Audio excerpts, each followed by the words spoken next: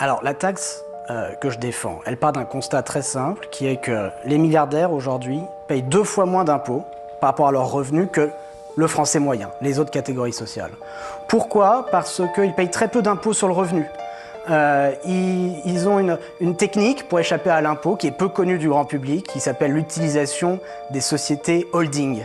La taxe Zuckman, bonne ou mauvaise idée? Pour commencer, qu'est-ce que la taxe Zuckman? C'est un impôt plancher de 2% sur les patrimoines de plus de 100 millions d'euros. Environ 1800 personnes sont concernées et ça pourrait rapporter jusqu'à 20 milliards d'euros par an pour l'État. Pourquoi Zuckman a proposé cette taxe? Pour, selon lui, plus d'équité fiscale, puisque depuis 1996, la fortune des 500 plus riches français a été multipliée par 14. Et certains paient proportionnellement bien moins d'impôts que la classe moyenne. Alors quels sont les arguments pour? 1. Assurer un minimum de contribution des ultra-riches qui peuvent abuser d'optimisation fiscale. 2.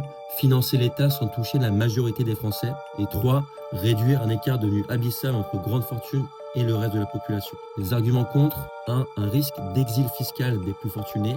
2. Vente forcée d'actions pour payer l'impôt. 3.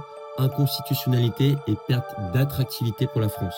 Prenons l'exemple de Mistral AI, une société française spécialisée dans l'intelligence artificielle pour mieux comprendre. L'entreprise est valorisée à 11,7 milliards d'euros et le CEO en détiendrait environ 10%. Il devra alors payer 23 millions d'euros d'impôts par an. Le problème, c'est qu'il est très loin d'avoir réellement cet argent en cash. La solution de Zuckman, c'est de payer en vendant des actions de son entreprise. L'État deviendrait alors actionnaire via BPI France. Mais cela ne risque-t-il pas de freiner le développement d'entreprises françaises? Zuckman reste inflexible. Selon lui, la quasi-totalité des ultra-riches sont liquides. Il prend l'exemple d'Elon Musk, soi-disant non liquide. Il a pourtant trouvé des dizaines de milliards d'euros pour racheter Twitter. Et si ce n'est pas assez, les concernés pourraient même s'endetter pour payer l'impôt, tant leur patrimoine reste une richesse réelle et mobilisable. Alors, bonne idée ou bombe fiscale?